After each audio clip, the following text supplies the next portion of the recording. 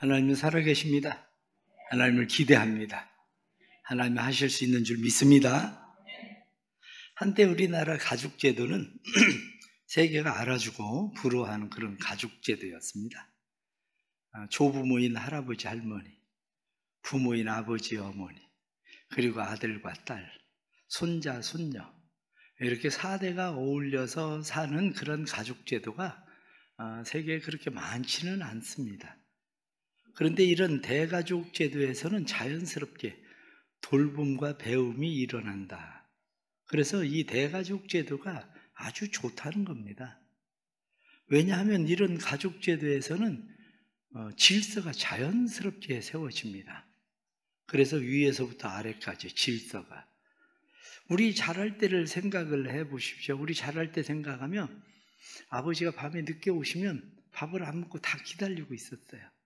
왜냐, 아버지가 오셔야 밥을 먹죠. 근데 아버지가 오셔도 아버지가 밥상에 앉아서, 할아버지가 밥상에 앉아서 수저를 먼저 들어야 그 다음에 요이 땡 하고 시작을 하는 거지, 수저를 안 들면 다 언제 수저 드나, 그리고 수저 들기만 지켜보고 있었습니다. 자연스럽게 먹는 거에서부터 찬물도 순서가 있다고 질서가 그냥 이루어져 있었습니다. 그런데 이러한 가정에서는 싫든지 좋든지 그냥 효가 이루어져요. 효도. 그러니까 어른을 공경하는 법을 그렇게 그냥 배운 거죠. 어른을 공경하는 법을. 그래서 어른들이 얘기하면 그때는 뭐 아니오가 어디 있습니까? 그냥 예. 오직 예만 있느니라. 성경의 말씀이 거기에서 통해. 그냥 오직 예만 해. 예. 이렇게 예. 그러다가 보니까 어른 앞에서 배우게 되는 것이 인내하는 것을 배우게 되고 예절을 배우게 되고, 뿐만 아니라 잘 이해하지 못해도 받아들이는 것을 배우고 순응하는 법을 배우게 되는 것이 바로 이 가정에서 자연스럽게 이루어졌습니다.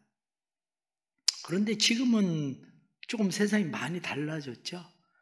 세상이 많이 달라져서 위아래가 없어졌어요. 그래서 어떤 어른들은 세상에 물구나무 섰다 이렇게 얘기할 정도로 위아래가 완전 바뀌어버렸습니다. 아이들이 참는 법을 모릅니다. 아이들이 자기 소신이 뚜렷해야 된다고 가르치고 자기 주장을 할 줄 알아야 된다고 가르쳐서 어른들 눈치 볼 필요도 없습니다. 누가 뭐 무슨 얘기하면 기죽지 말고 말해라. 그래서 기죽지 않고 얘기할 얘기 다 합니다.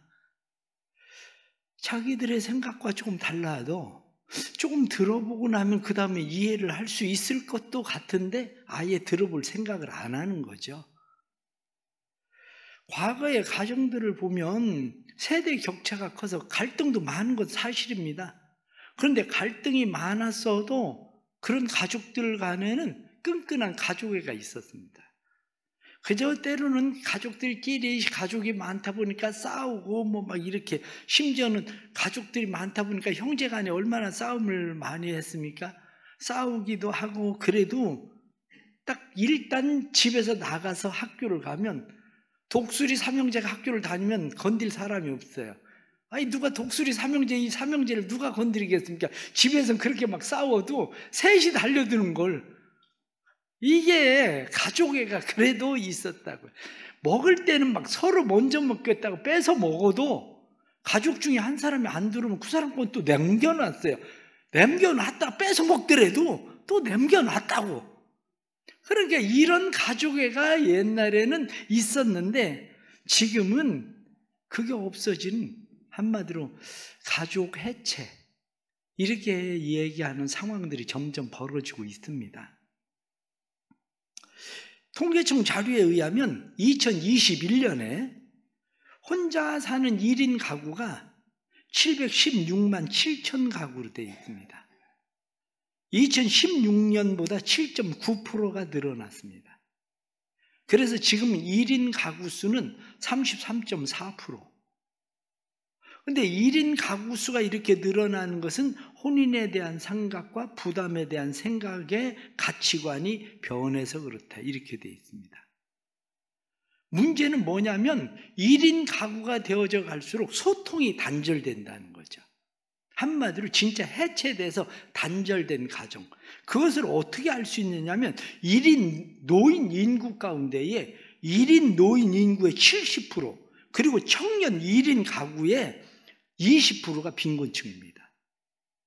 더군다나 여성 빈곤율은 남성이 34.5%, 여성이 55.7%. 혼자 사는 사람들은, 여자들은 대부분 빈곤층에 해당되는 상황이 이제 벌어진 거예요. 이러한 일들은 단순히 가족 해체만이 아니라 빈곤으로 이제 전락되는 거죠. 이거 우리 사회에 사실은 심각한 큰 문제입니다. 이런 일이.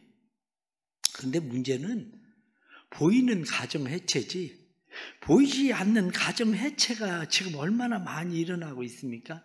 그냥 가족들이 이혼 서류에 도장만 안 찍었지, 한마디로 이혼한 가정이랑 똑같이 사는 가정들 많아요. 부모와 자식 간에 한 집에 그냥 사는 것 뿐이지 같은 밥상에 앉아서 밥을 안 먹는 거려. 부부가 아니면 부모와 자식이 이제는 한 공간 안에 살고 있어도 투명 인간이에요. 그냥 공간 안에 있어도 못 본 채, 안 본 채, 그리고 그냥 사는 거예요. 이게 지금 우리가 살고 있는 이러한 우리의 현실들이죠. 그러나 이런 현실들 속에서 성경은 우리에게 가정에 대해서 무엇하고 이야기하는가? 오늘 성경 본문 말씀은 단지 아버지라고 지칭해 있지만 아버지만이 아니라 부모가 가정을 어떻게 대해야 되는가를 좀 더 생각하고 우리로 하여금 깨닫게 하는 그런 말씀입니다. 교회를 조금 다녔다 하는 사람들은 이 탕자의 비유는 거의 대부분이 알고 있는 이야기입니다. 어떤 아버지가 있었는데 두 아들이 있습니다. 그래서 그 두 아들 가운데 한 아들이 아버지한테, 아버지 나한테 돌려줄 유산을 빨리 주세요, 이렇게 이야기하죠. 그 이야기는 그때 당시에는 아버지가 돌아가시기 전에는 유산을 달라고 할 수가 없습니다. 돌아가셔야 유산이 상속되는 거죠. 그런데 그 이야기는 무슨 얘기냐면, 아버지 왜 이렇게 오래 살아요? 아니 왜 안 죽는 거예요? 아니 죽어야 내가 유산 받을 텐데 안 죽으려면 유산이라도 주세요. 그래서 그걸 받아냈다는 거예요, 이 아들이. 그래서 이걸 가지고 가서 멀리 가가지고 며칠 만에 재산 싹 정리해가지고 가서 허랑방탕하게 다 써버렸어요. 큰형의 말에 의하면 창기와 먹어 치웠다. 한마디로 방탕한 생활로 돈 다 써버린 거예요. 그러다가 돈 떨어지니까 흉년이 들어서 갈 데 없으니까 돼지 치는 집에 가서 돼지를 치는데, 이 사람들이 밥을 제대로 안 주니까 돼지가 먹는 쥐염 열매라도 먹고 살면서 생각하기를, 우리 아버지 집은 부자인데 그래도 아버지 집으로 돌아가야 되겠다. 그리고 아버지 집에 돌아갔더니 아버지가 그 아들을 반갑게 맞이했다는 거죠. 그런데 이 아들이 와서 아버지가 그냥 잔치를 하고 있는데 큰 아들이 그 이야기를 듣고 창기와 함께 아버지 재산을 다 먹어 치운 놈한테 어떻게 저렇게 할 수가 있느냐. 이 큰아들이 화가 단단히 나 있습니다. 그때 아버지가 가서 이야기해요. 네 동생은 죽었다가 살아난 거 아니니? 그래서 너도 나하고 함께 기뻐해 주면 좋겠다. 이런 이야기가 이 탕자에 대한 그런 이야기죠. 그런데 오늘 우리가 이 보편적인 우리의 가정들을 한번 보십시오. 보편적인 우리의 가정들을 보면 아버지를 주로 네 가지로 구분을 합니다. 아버지를 네 가지 아버지로 구분하는데 가장 첫 번째 아버지가 무책임한 아버지예요. 과거에는 정말 무책임한 아버지들이 참 많았습니다. 아버지들이 어떻게 자기 세계만 그렇게 살고 있는지, 자기 세계에 갇혀서 그 아버지들은 가족도 안 보이고 애들도 안 보이고 그냥 오직 보이는 건 술, 노름, 여자. 그래가지고 애들을 어떻게 그런지도 모르고 그냥 오직 거기에 빠져 살고 있었던 사람들이 많습니다. 오늘날도 꼭 그렇게는 안 해도 그냥 무책임한 아버지들 많아요. 경제적인 일, 그래서 나는 돈만 벌어주면 된다, 그걸로 끝을 내고 나머지는 자녀 교육이나 집안 수리하거나 약속하는 일이거나 뭐든지 자기 행복에 걸림돌이 된다고 생각하는, 방해물이 된다고 생각하는 것은 다 그냥 내버리고 자기 행복한 거, 즐기는 거 절대 포기하려고 안 해요. 그래서 이런 아버지들이 얼마나 많은지 요즘은 정말 TV 어쩌다 한번 보면서 마음 답답해지는 것 중에 하나가 왜 고딩 엄마, 고딩 아빠를 TV에 내보내는지를 난 솔직히 잘 이해를 못하겠어요. 아니, 그런 사람들이 우리 교회에 들어오면 저는 돌봅니다. 정말로. 제가 돌봐야 될 책임이 있기 때문에 돌보기는 하지만 고딩 엄마, 고딩 아빠를 TV에 내보내는 이유가 이 사람들도 잘 살 수 있다고 얘기하는 걸까? 우리가 그냥 고딩 엄마, 고딩 아빠를 그냥 쉽게 생각하면 왜 고딩 엄마, 고딩 아빠가 됐겠습니까? 배움에 있어야 될 때 그래도 내가 해보고 싶은 건 다 해보겠다는 거예요. 내가 해보고 싶은 거 해보겠다고 그러다 일 저지른 거 아니에요? 그렇게 된 거 솔직하게 얘기하면 그런데 문제는 뭐냐면 그래도 둘이 책임지고 잘 살아보겠다고 생각을 해서 아이를 잘 키우고 살면 그래도 다행스럽죠. 그런데 원래 그 생각을 가지고 있었던 사람들은 그런 일에 대해서 무책임해집니다. 한 사람은 잘 해보려고 해도 문제는 또 다른 한 사람이, 여자가 그러면 남자가, 남자가 그러면 여자가, 둘 중에 하나는 문제가 생긴다는 거죠. 이게 문제예요. 아니, 요즘 엄마들이 이해가 갑니까? 애 집에다 놔두고 게임하고 여행 놀러 가고 그러다가 애 굶어 죽었다는 게 요즘 엄마들, 나이 좀 드신 엄마가 그게 도대체 이해가 갑니까? 이해 안 가지. 아버지가 어떻게 애가 운다고 그래서 막 그렇게 패가지고 죽이든지 아니면은 애 놔두고 어디 놀러 가고 막 밤새 게임방에 가서 게임하고 이러는, 이해가 안 가죠. 이해가. 왜? 무책임해서 그래. 무책임해서. 그런데 일하는 사람들 대부분 생활하는 일들이 뭐냐면 난 돈 벌어주다 주면 된다고 생각하는 사람도 많아요. 그런데 나도 어디 스트레스 풀 때가 있어야 되니까 나도 스트레스는 풀고 살겠다는 거예요. 그래서 일어나는 공식이 뭐냐면 아빠는 바빠. 바빠서 나빠. 아빠는 나빠. 이게 공식이요. 아빠는 바쁘고 바빠서 나쁘고 나쁜 아빠는 바로 바쁜 아빠. 그래, 우리가 살아가면서 주변에 의외로 무책임한 아버지만 있는 게 아니라 무책임한 엄마도 많아요. 또 다른 하나는 부정적인 아버지들. 이런 아버지들은 권위적이죠. 고집이 세죠. 웃음보다는 늘 찡그리고 뭔가 불만이 가득합니다. 그래가지고 어떤 자기가 정해놓은 규칙에 온 가족들을 그 규칙 안으로 다 집어넣고 옛날 가부장적인 아버지처럼 거기서 배워가지고 그대로 가정에서 실행하는 그런 아버지. 그래서 초등학교 1학년 아이에게 아빠하고 대화한 대화 내용을 써봐라 그러고 했더니 어떤 아이가 쓴 내용이 그거예요. 어제 아빠와 나눈 이야기. 리모컨 가져와. 물 가져와. 공부해라. 숙제 다 했냐? 조용히 좀 해라. 게임 좀 그만해라. 이게 대화야, 아빠하고. 그래, 다 이게 명령식 전달. 그냥 부정적인 아빠는 뭐든지 자기 통제 속에 가둬둬야 되는 거야. 세 번째는 멀리 있는 아빠.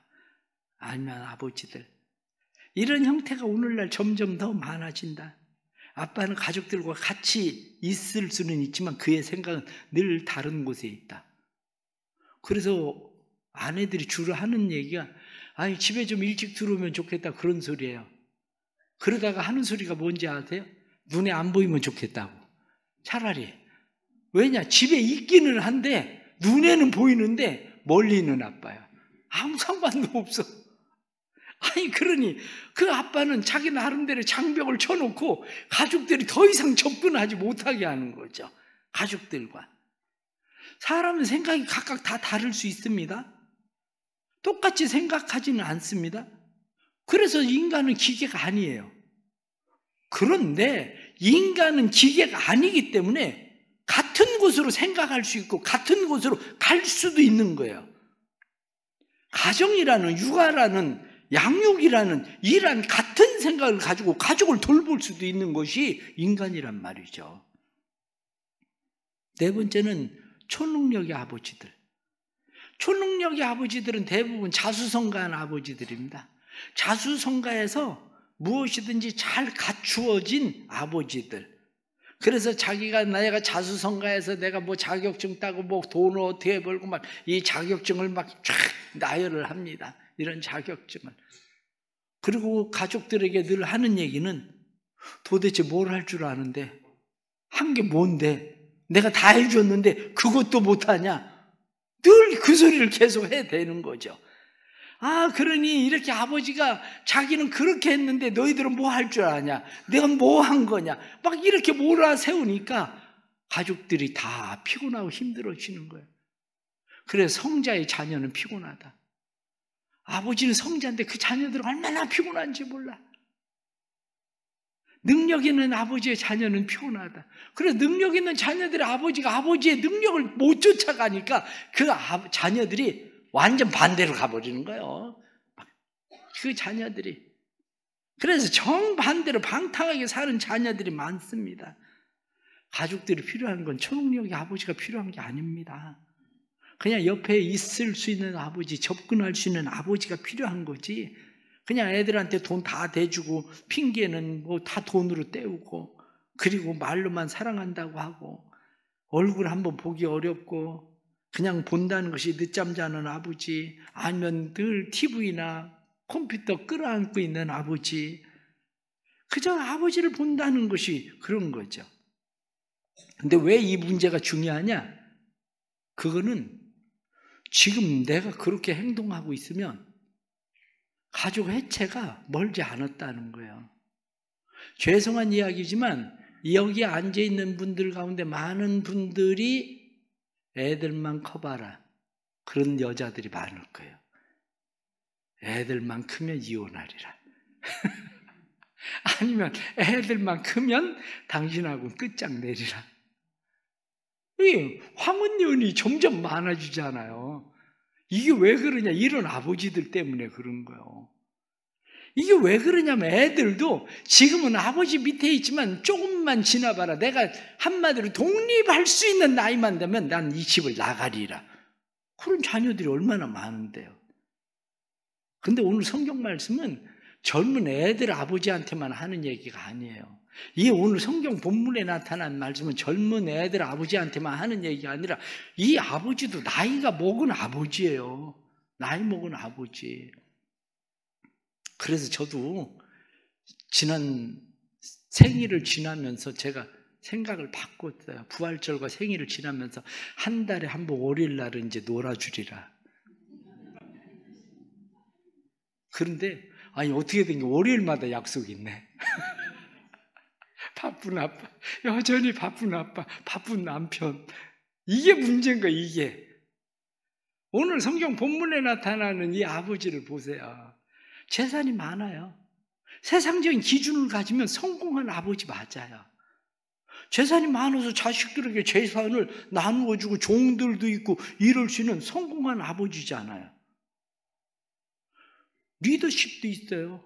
왜냐하면 큰 아들을 얼마나 딱 틀어쥐고 있는지 큰 아들이 내가 지금까지 아버지의 말을 거역한 적이 없지 않습니까? 이렇게 이야기할 정도로 큰 아들을 딱 거머쥐고 있는 아버지. 또 하나는 작은 아들을 생각해 보세요. 작은 아들에 대해서는 그렇게 거머쥐지 않았어요. 작은 아들에 대해서 얼마나 개방적인 환경을 만들었는지 그의 요구 조건을 대화로 풀어.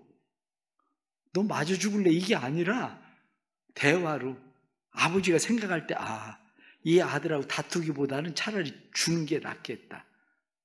주면 가지고 가서 다 써버릴까 알면서도 아버지는 차라리 자식을 잃어버리는 것보다 돈을 잃어버리는 게 낫겠다. 그걸 아는 아버지예요.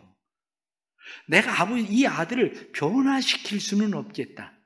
그런데 이 아들이 돌아올 곳은 만들어줘야 되겠다. 그런 아버지예요, 이 아버지가. 그래서 마침내 그 아들이 모든 것을 다 잃어버렸을 땐 아들이 아버지에게로 돌아오지 않아요? 해체되는 게 아니라 그 가정이 다시 하나 되는 가정으로 뭉쳐지는 가정을 만드는 것을 우리가 보게 됩니다. 그러기 위해서 우리가 해야 될 몇 가지가 분명히 있습니다. 아버지, 엄마로서의 권리를 얻으십시오. 권리는 그냥 얻어지는 게 아닙니다. 끊임없는 시행착오를 겪기도 하지만 이러한 시행착오들 속에서 내가 찾아야 될 기본적인 권리가 뭐냐? 내가 찾아야 될 기본적인 권리는 내 자녀들이 내 품 안에 머물 수 있도록 자녀들을 받아들이는 거예요. 자녀들 생각해 보면 아니 어떻게 그렇게 다른 성향을 가지고 태어나는지 몰라요. 아니 다 자기 자식 아니야. 자기 자식인데 애들 둘 셋이 어떻게 그렇게 다른지 가만히 생각을 할 때는 나를 닮은 것도 같고 전혀 안 닮은 것도 같고 아니 쟤는 돌연변인가 싶기도 하고 이런 상황들이 우리 가정 안에 일어나잖아요. 그런데 한 가지 분명한 게 있습니다. 우리가 기도해서 얻은 자녀잖아요. 하나님이 주신 선물이잖아요. 하나님께서 우리에게 주신 기업이요 상급이잖아요. 내가 하나님을 인정한다면 우리의 자녀를 받아들이는 것이 하나님을 인정하는 거예요. 하나님을.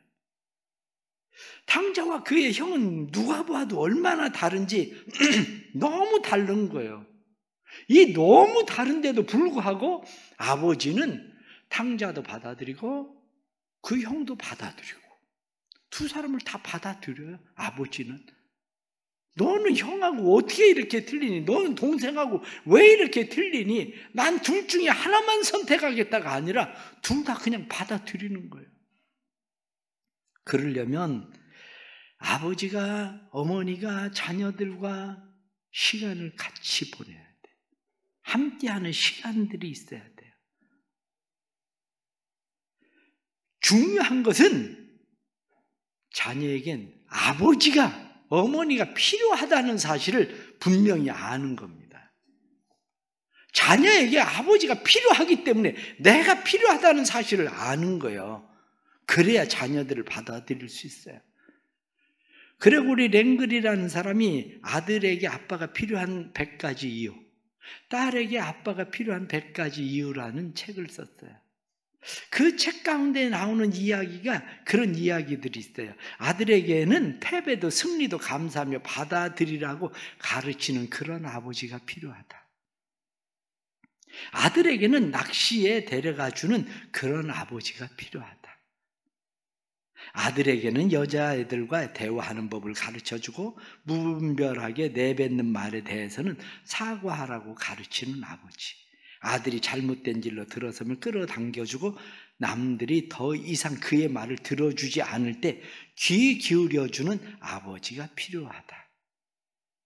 아들에게는 성질을 누르는 법을 가르쳐주고 지는 것이 불명예가 아니라고 말해주는 아버지. 타협함을 하는 법을 가르쳐주고 모든 것이 절망적으로 보일 때에도 희망은 있다고 말해주는 아버지가 필요하다. 아들에게는 꼭 남들과 같지 않아도 된다는 사실을 이해할 수 있게 해주는 아버지가 필요하다. 쭉 이런 이야기들이에요. 그래요. 자녀를 왜 내가 받아들여야 됩니까? 그들에게는 아버지가 필요하니까, 어머니가 필요하니까 내가 받아들여줘야 되는 거예요. 어느 날 아버지가 특별한 일정이 없어서 아들과 함께 낚시질을 갔습니다. 그리고 한나절을 낚시질을 하면서 보낸 후에 집에 돌아와서 아버지는 그의 일기에 그렇게 썼습니다. 오늘은 하루를 완전히 허비했다. 그런데 그 아들도 저녁에 일기를 썼습니다. 그 아들은 일기에 그렇게 썼습니다. 오늘은 내 생애 최고의 날이었다. 바로 이 차이예요. 아버지들이 받아들이지 못하고 있는 거예요. 이 받아들이는 은혜가 있기를 주의 이름으로 축복합니다. 두 번째는 자녀들의 편이 되어 주십시오. 자녀들의 편이 된다고 해서 요즘 죄송해요. 이런 말씀 드려서 엄마 아빠처럼 그저 식당이나 어디 공공장소에서 이상한 행동하는 애들이 있거든요. 누군가가 그걸 나무래면 애 기죽인다고 엄마 아버지가 달려들어 난리가 나고 막 학교에서 무슨 일 생기면 엄마 아버지 쫓아가고 난리가 납니다. 그게 애 편들어주는 거 아니에요. 애 망치는 거지. 애를 편들어준다고 하는 것은 그런 것이 아니라 탕자가 아버지 재산을 가지고 나아갈 때에 이미 동네 사람들은 그 놈이 어떤 놈인지를 알고 있었어. 사람들은 그런 불효막심한 놈, 세상 말로 아니 그런 자식을 낳고 미역국을 먹었나 이렇게 얘기하는 자식이라는 거 알고 있었습니다. 그럼에도 불구하고 동네 사람들이 다 그렇게 그에게 등을 돌려도 아버지는 그에게 등을 돌리지 않는 것이 그게 편이 돼 주는 거예요. 밖에 나가서 그 재산을 다 허랑방탕하게 다 써버렸어도 친구들이 다 등을 돌렸어도 아버지는 여전히 등을 돌리지 않고 그를 바라봐 주는 거예요. 심지어는 그의 형이 그런 자식을 동생이라고 아버지 받아들입니까? 안 됩니다라고 이야기해도 그래도 여전히 그 아들을 바라보고 있는 아버지. 이게 바로 자녀 편이 되어주는 부모예요. 세상에는 그런 부모가 필요한 겁니다. 우리는 그것을 어디서 배웁니까? 하나님께서 우리에게 말씀하실 때에 너희 부모는 너희를 버릴지라도 나는 너희를 버리지 않을 거다. 너희가 노년이 될 때까지 백발이 성성할 때까지 내가 너희를 안고 업으리라. 나는 너희를 포기하지 않는다. 하나님은 그렇게 말씀하시지 않아요? 예수님도 내가 세상 끝날까지 너희와 항상 함께하겠다. 너희가 죄인이라 내가 너희를 버리는 게 아니라 죄인이기 때문에 난 너희와 함께 하려고 한다. 이게 바로 예수님이 하시는 거 아닙니까? 우리가 배워야 되는 것이 바로 그거예요. 하나님 아버지께서 우리에게 그렇게 하셨던 것처럼 우리도 우리의 자녀들에게 등을 돌리는 게 아니라 자녀들의 편이 되어주는 거예요. 그게 하나님 아버지를 닮아가는 거. 이것이 우리에겐 중요한 일이죠. 또 다른 하나는 기다려주는 겁니다. 우리는 이 탕자의 비유를 생각할 때 주로 아버지가 탕자를 기다린다고 생각을 하죠. 그러나 성경은 꼭 그렇게만 말씀하고 있지 않습니다. 아버지가 탕자를 기다리고 있는 게 아니라 아버지가 큰아들을 기다리고 있는 거예요. 탕자는 이미 돌아왔어요. 그런데 돌아오지 않는 아들이 있는데 그 아들은 누구냐면 큰아들이에요. 큰아들은 아버지를 이해할 수가 없어요. 그런데 아버지의 성격을 잘 보십시오. 아버지가 그 아들에게 어떻게 대했는지.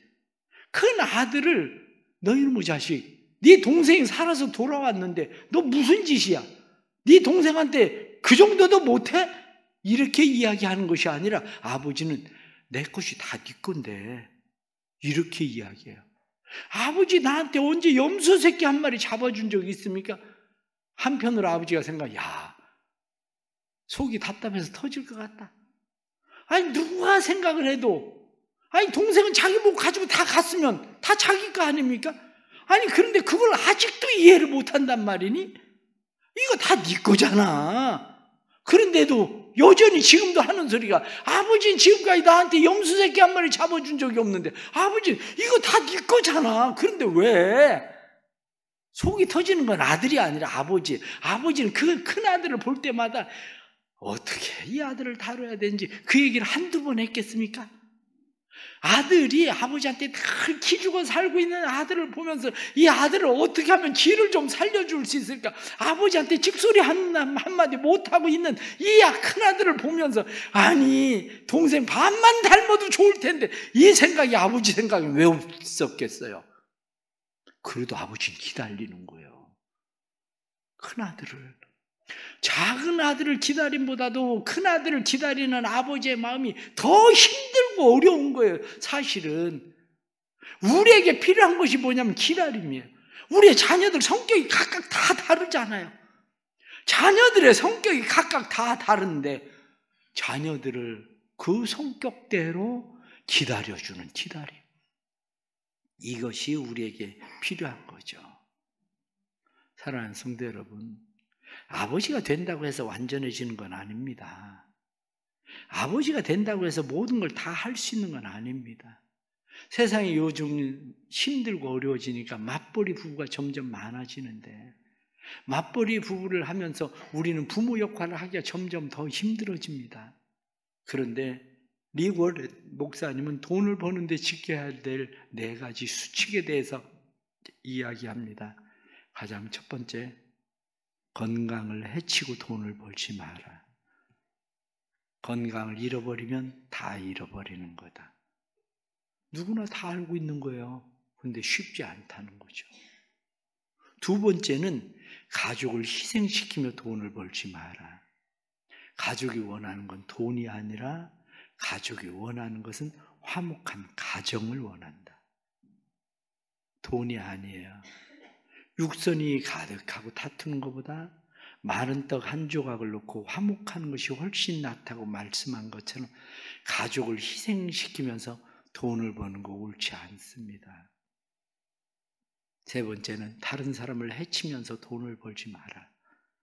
정직하고 공정하게 벌어라. 다른 사람들의 눈에 피눈물 나도록 돈을 벌지 마라. 네 번째는 영적 성장을 침해하면서 돈을 벌지 마라.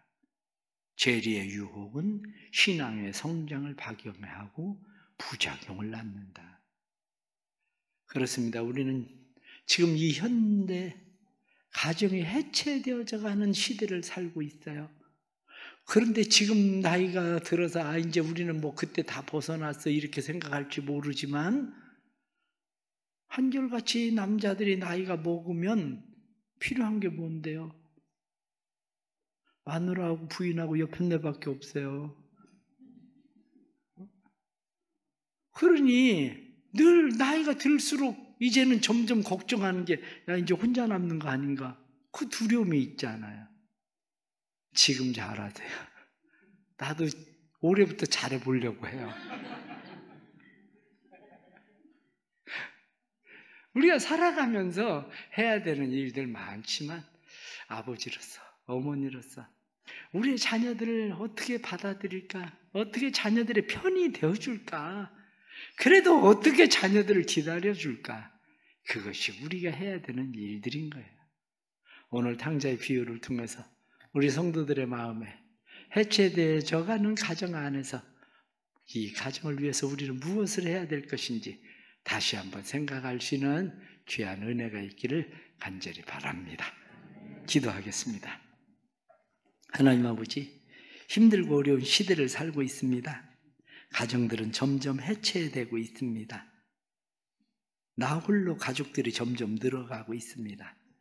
나 홀로뿐만 아니라 이제는 가난으로 내몰리고 있습니다. 의외로 많은 사람들이 고독사를 하고 있습니다. 하나님 아버지, 이러한 때에 우리가 해야 되는 일이 무엇인지 오늘 말씀을 통해서 저희들이 다시 깨닫습니다. 우리의 가정들을 지켜주옵소서. 우리의 가정들이 하나님 안에서 건강한 가정 되게 하여 주옵소서.